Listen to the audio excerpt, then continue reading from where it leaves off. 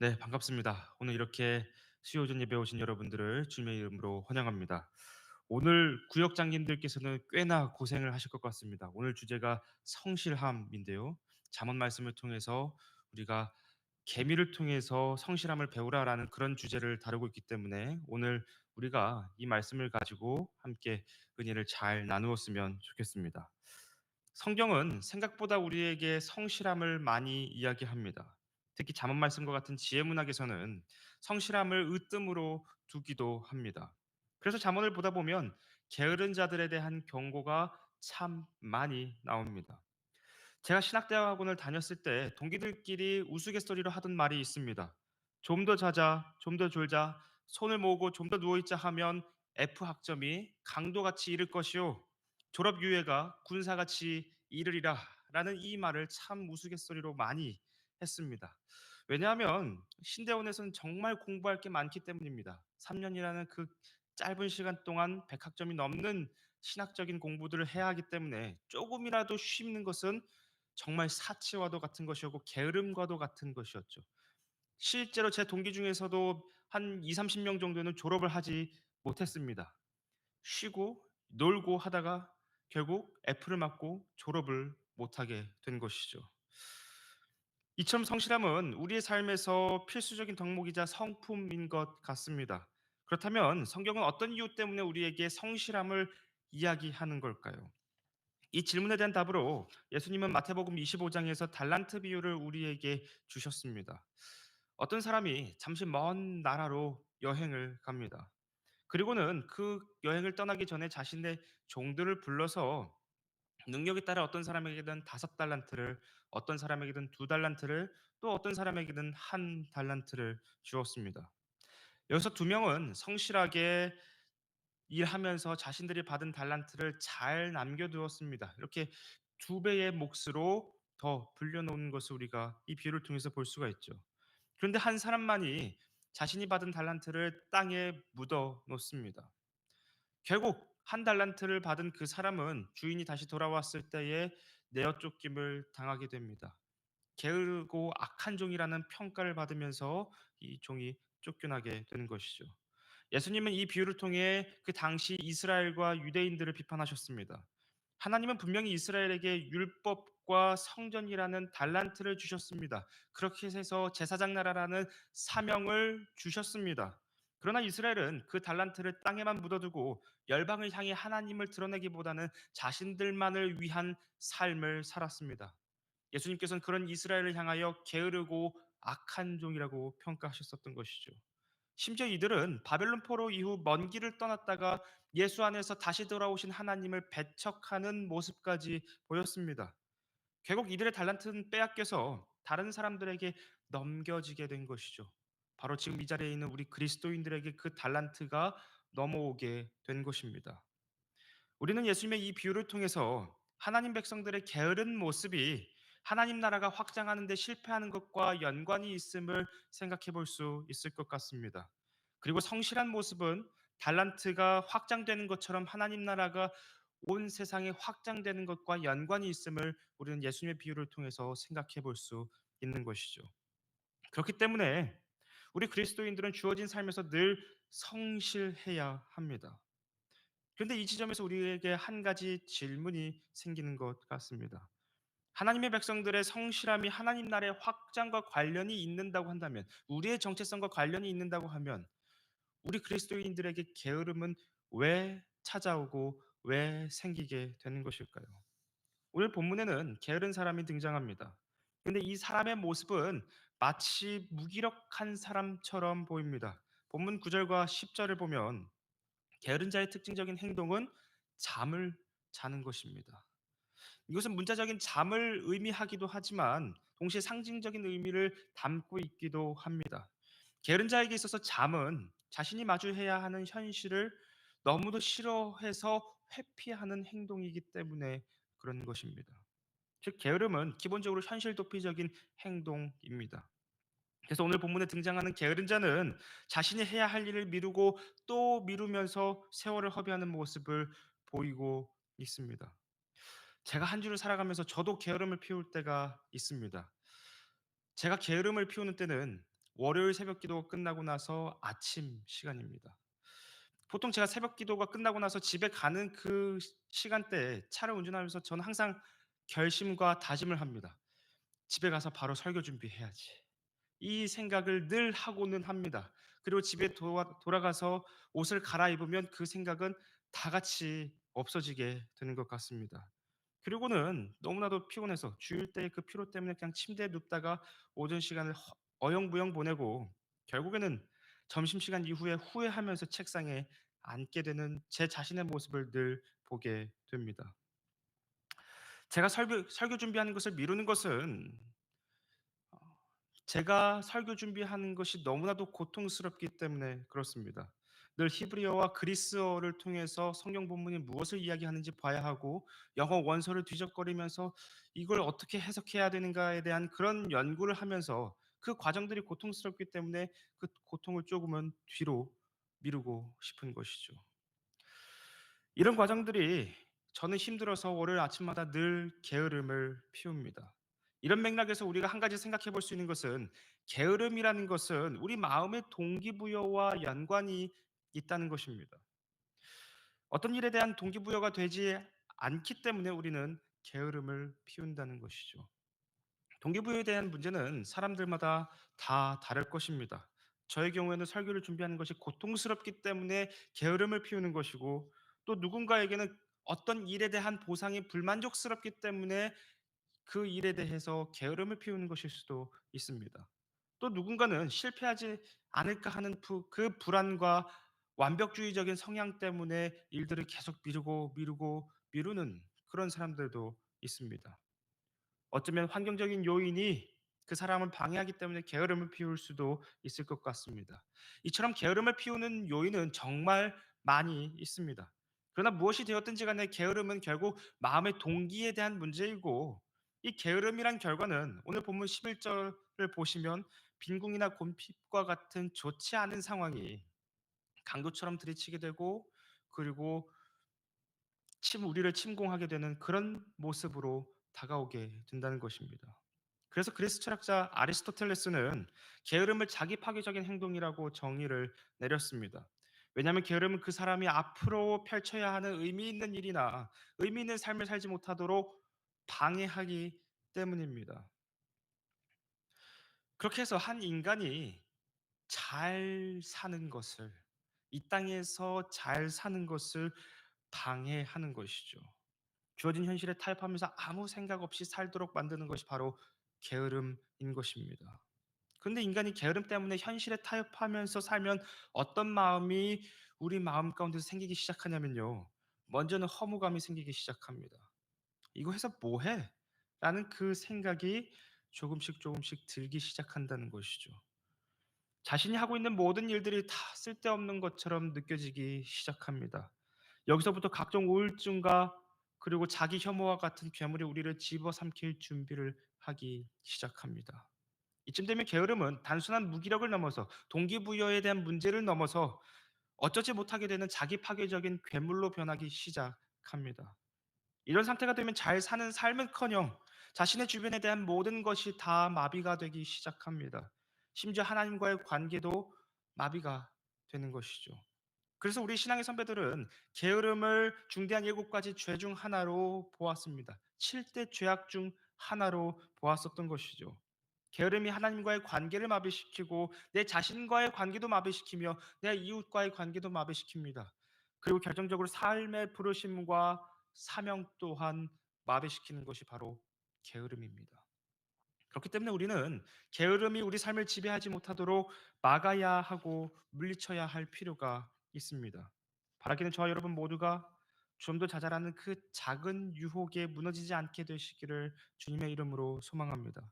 그리하여 게으름이 우리를 지배하는 것이 아니라 우리가 게으름을 성실함으로 이겨낼 수 있는 저 여러분 모두가 다 되시기를 소망합니다. 자, 여기까지만 보면 게으름이 왜 우리에게 찾아오는지, 그리고 게으름을 왜 피해야 하는지 그 이유들을 우리가 좀 살펴볼 수 있었던 것 같습니다. 근데 여기서 한 가지 또 문제가 생기는데요. 우리에게 찾아온 게으름을 도대체 어떤 방식을 통해서 이겨내야 하는 걸까요? 우리는 이 게으름을 어떻게 이겨낼 수 있는 걸까요? 단순히 우리의 성실함과 의지만으로 이 게으름을 이긴다는 것은 결코 쉽지 않습니다. 속담 중에 고려공사 3일이라는 말이 있습니다. 사회 혼란이 극심하던 고려 말에 정부의 정책이 일관성을 잃게 되면서 고려 정책이 고작 3일밖에 가지 못한다는 그 당시의 고려를 비꼬는 그런 속담입니다. 조선왕조실록에서 세종대왕은 이 고려공사 3일을 이런 식으로 사용을 했습니다. 제가 조선왕조실록 한 토막을 좀 읽어드리겠습니다. 대저 처음에는 근면하다가도 종말에 태만해지는 것은 사람의 상정이며 더욱이 우리 동인의 고질이다. 그러므로 속담에 말하기를 고려 공사 3일이라고 하지만 이 말이 정령 헛된 말은 아니다. 세종대왕이 했던 이야기입니다. 세종대왕은 성실함의 아이콘입니다. 그 성실함으로 조선의 대부분의 그 분야들을 발전시켰고 더 확장시킨 그런 사람입니다. 특히 우리가 사용하고 있는 한글도 만든 사람이 바로 이 세종대왕인 것이죠.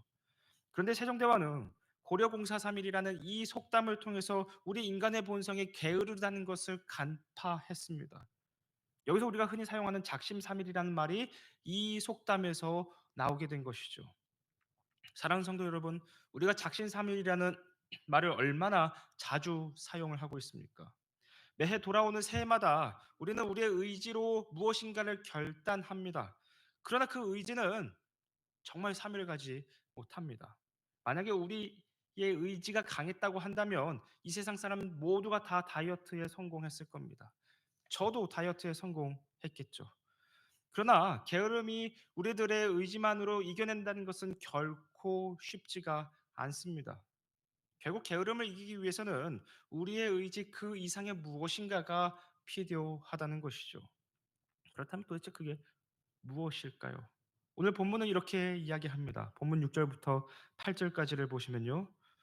게으른 자여, 개미에게 가서 그가 하는 것을 보고 지혜를 얻으라. 개미는 두령도 없고 감독자도 없고 통치자도 없으되 먹을 것을 여름 동안에 예비하며 추수 때에 양식을 모으느니라. 오늘 본문은 개미가 하는 일을 통해서 지혜를 얻으라고 이야기합니다. 그런데 여기서 개미가 무엇을 하고 있습니까? 성실하게 일을 하고 있는 모습을 우리가 볼 수가 있습니다.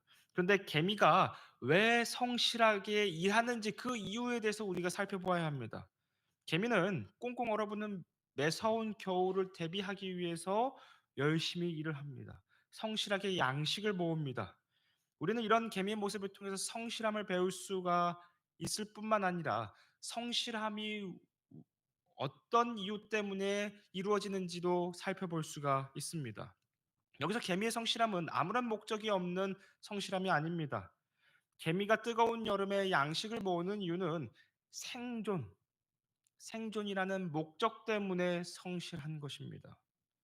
즉, 우리는 여기서 게으른 자가 자신의 게으름을 이기기 위해서 무엇을 발견해야 하냐면 삶의 목표와 삶의 의미가 무엇인지를 발견해야 비로소 게으름을 이길 수 있다는 것을 볼 수가 있는 것입니다.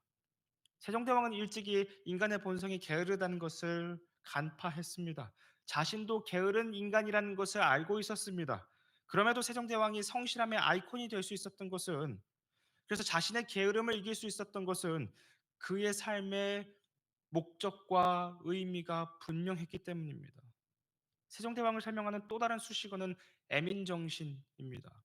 백성들을 사랑했기 때문에, 그리고 그들을 불쌍히 여겼기 때문에 그가 자신의 몸을 돌보지도 않고 열심히 일을 하며 수많은 업적들을 쌓아갔었던 것입니다. 그러므로 오늘 본문이 개미를 통해 지혜를 얻으려고 하는 것은 단순히 개미의 모습을 보고 부지런함을 배워라 이 뜻이 아닙니다. 부지런함을 결단하고 성실함을 결단해라라고 하는 것이 아닙니다. 개미가 자신만의 이유를 가지고 성실하게 살아가는 것처럼 저와 여러분 또한 우리 삶의 의미와 목표를 찾으라고 이야기를 하는 것입니다. 그것을 향해 성실하게 살아가라고 이야기하는 것이 오늘 잠언 말씀이 우리에게 하는 이야기인 것입니다. 이것이 잠언이 이야기하는 지혜입니다. 그렇다면 지혜란 정확히 무엇인가요? 잠언은 지혜를 얻었을 때의 유익을 몇 가지를 요약해서 이렇게 제가 말씀을 드리자면, 예를 들어서 지혜가 있으면 위기를 탈출할 수 있습니다. 존경을 받을 수도 있고요. 물질적인 부를 얻을 수 있다고도 지혜가 자기 자신을 우리에게 그렇게 설명을 합니다. 이런 점에서 지혜는 인간의 삶을 잘 살기 위해 필요한 기술이라고 정의 내릴 수 있을 것 같습니다. 인간이 삶을 잘 살기 위해 필요한 기술, 그것이 바로 지혜입니다. 그래서 지혜는 지식을 넘어 상황을 꿰뚫어 보고 최선의 선택을 하는 능력이라고도 할 수 있을 것 같습니다. 그래서 인생의 중요한 순간마다 어떤 방향으로 나아갈 것인가를 묻고 그 답을 삶 속에서 실천하도록 돕는 것이 바로 지혜인 것이죠. 근데 이런 지혜가 우리의 삶 속에서 올바르게 작동하기 위해서 무엇이 필요하냐면요. 내 삶이 지향하는 삶의 의미가 필요합니다. 성실하게 살기 위해서 삶의 의미가 필요했던 것처럼 지혜에서도 내 삶 속에 주어진 삶의 의미가 무엇인지 그것이 필요한 것입니다. 그래야 무엇이 옳고 그른지 상황을 꿰뚫어 볼 수 있고 어떤 방향으로 나아갈 수 있는지를 알 수가 있게 되는 것입니다. 그래서 우리가 우리 삶의 의미를 발견하기 위해서는요. 하나님의 창조 세계에서 무언가의 가치를 발견하고 그 가치를 지속시키려는 하는 그런 삶 속에서 우리의 삶의 의미를 발견할 수가 있습니다. 다시 한번요. 우리가 삶의 의미를 찾을 수 있는 방법은 하나님의 창조 세계에서 무언가의 가치를 발견하고 다른 사람들이 보지 못했던 어떤 가치를 발견하고 그 가치를 내 삶 속에서 지속시키려고 하는 그 삶 속에서 우리는 의미를 찾을 수가 있습니다. 그래서 조금 쉽게 설명을 제가 드리자면 라틴어 중에서 컬투스라는 단어가 있습니다. 이 단어의 뜻은 경작하다라는 뜻입니다. 즉 황무지를 개간하면서 경작하는 것을 의미하는 단어가 바로 이 컬투스라는 단어인 것이죠. 황무지는 본질적으로 아무런 생명이 없는 곳입니다. 죽어 있는 곳이죠. 그런데 경작을 통해 그곳에 새로운 생명들이 태어나게 되고 풍성한 열매들이 맺히게 됩니다. 풍성한 열매가 맺히면 사람들이 모이기 시작합니다. 그래서 사회가 이루어지며 그 사회는 더 발전해서 문명을 이루는 것이죠. 그래서 라틴어 컬투스, 이 경작하다라는 단어는 두 번째 의미가 무엇이냐면요. 문화라는 뜻입니다. 인간은 문화를 통해 자신들이 가지고 있는 가치를 체계화하고 그것을 사회 구성원들과 함께 공유합니다. 그래서 무지함과 혼돈에서 지식과 빛으로 나아가는 것이 바로 문화인 것입니다.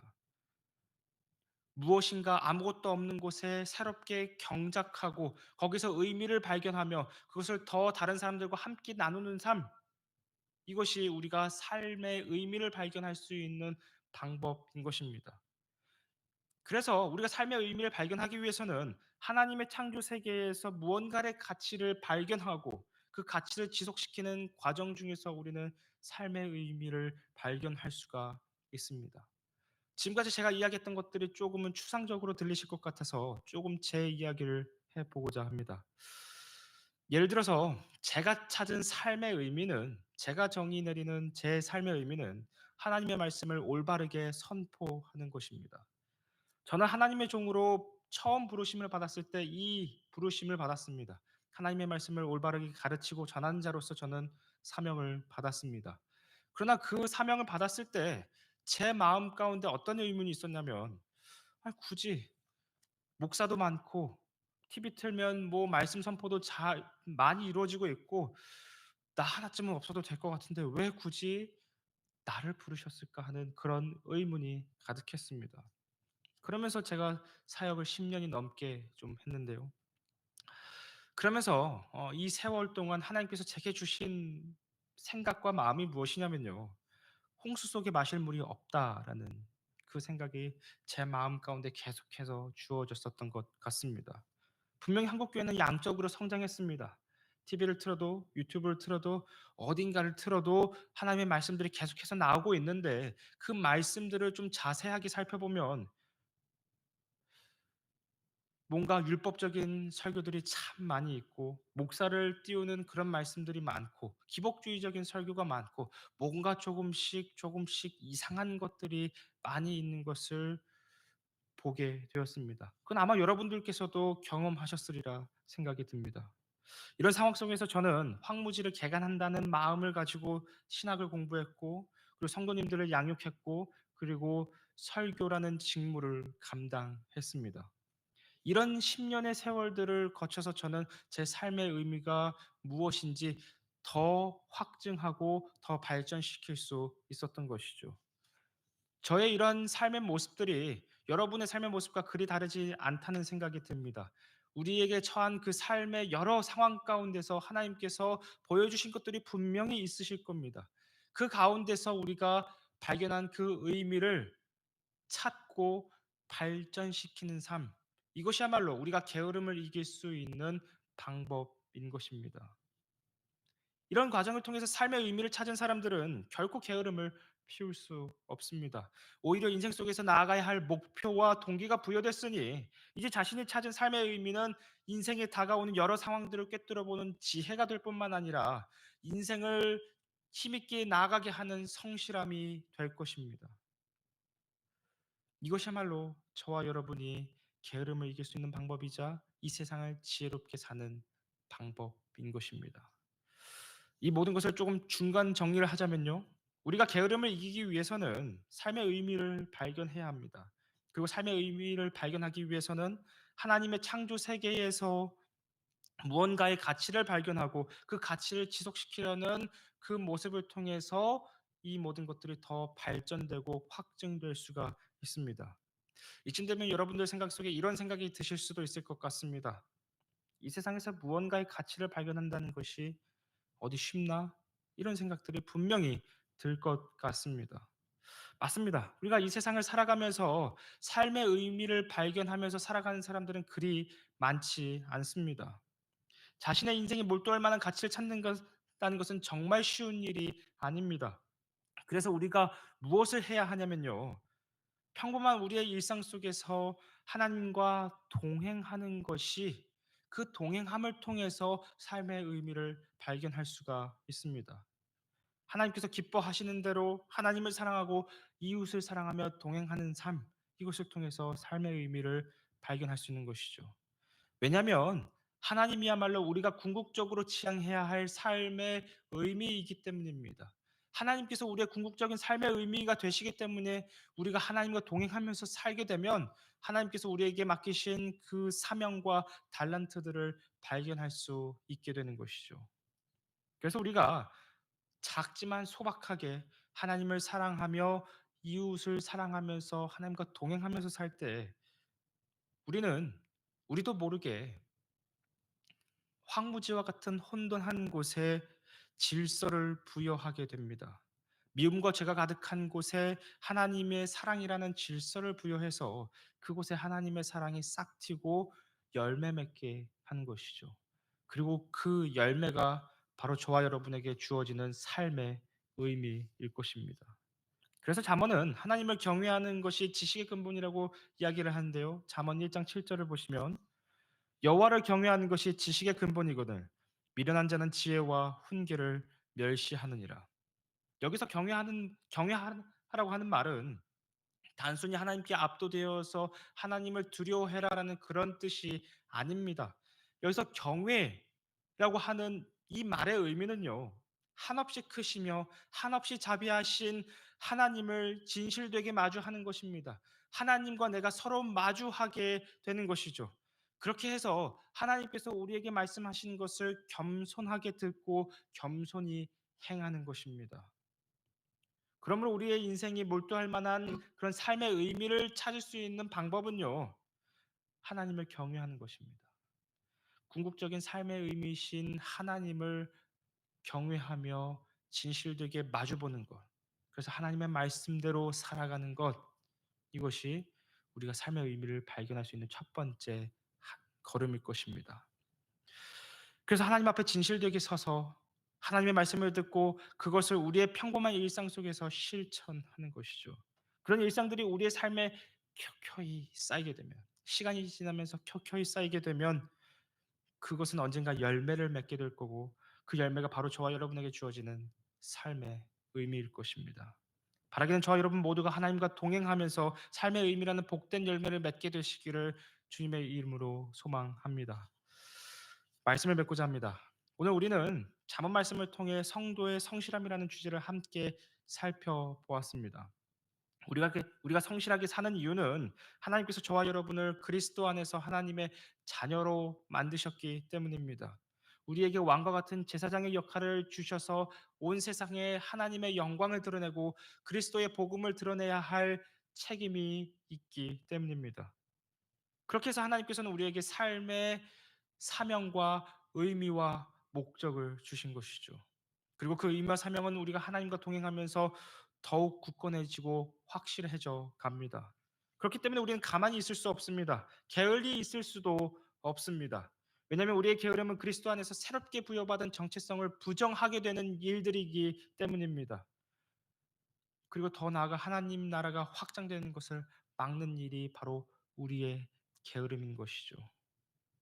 결국 우리가 게으른다는 것은 예수님께서 달란트 비유를 통해 비판하셨던 이스라엘의 그 모습을 닮아가는 것과 똑같습니다. 그러므로 사랑하는 성도 여러분, 그리스도 안에서 성실하시길 소망합니다.